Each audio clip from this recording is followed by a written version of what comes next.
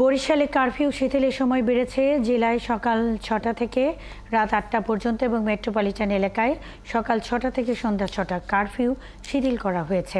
আরও জানাচ্ছেন বিধান সরকার। দিন দুপুর ১১টার পর থেকে বরিশাল নদীবন্দর থেকে যথারীতি লঞ্চ চলাচল শুরু করছে এবং যে লঞ্চগুলো চলাচল করছে সেগুলো আভ্যন্তরীণ রুটে, বিশেষ করে যে ভোলা থেকে এবং হিজলা থেকে যেসব লোকজন এসে থাকে, মুলাদি থেকে যাদের লঞ্চই একমাত্র যোগাযোগের মাধ্যম, তারা বিশেষ করে বরিশালের ডাক্তার দেখাতে এসে বা অফিস আদালতের কার্যক্রমে তারা এসে থাকেন। এবং আজকেরও সকালে আমরা যাত্রীদের সাথে কথা বলেছি, তারা বলছেন যে এই লঞ্চ চলাচল করায় তাদের জন্য অনেকটা সুবিধা হয়েছে।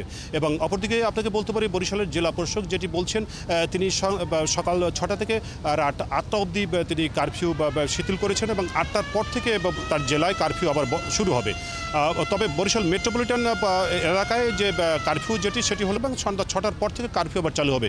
এবং যার ফলে যে আপনাকে জানিয়ে রেখে যে দ্বিতল লঞ্চ যেগুলো ঢাকা বরিশাল নৌ রুটে চলাচল করে, সেগুলো কিন্তু ঠিক ৮টা থেকে ৯টার সময় রাত ছেড়ে যায়। এবং যার ফলে যেহেতু বরিশাল নগরীতে ৬টা থেকে ৬টা অবধি কারফিউ শিথিল, কিন্তু তার পরবর্তী পর্যায়ে ৬টার পরে কারফিউ আবার চলমান থাকে। এই লঞ্চগুলোতে যাত্রী আসে না এবং যার ফলে গেলে দূরে এই লঞ্চ চলাচল করে। তবে আজকের যদি যাত্রী আসে এবং পরবর্তী পর্যায়ে নির্দেশনা অনুযায়ী যদি কারফিউ শিথিল হয়, এবং মানে এই যে জেলার মতো যে বরিশাল নগরীতে যদি সকাল ৬টা থেকে রাত ৮টা অবধি বা ৯টা অবধি করে, তখনই তারা লঞ্চ চলাচল করতে পারবে।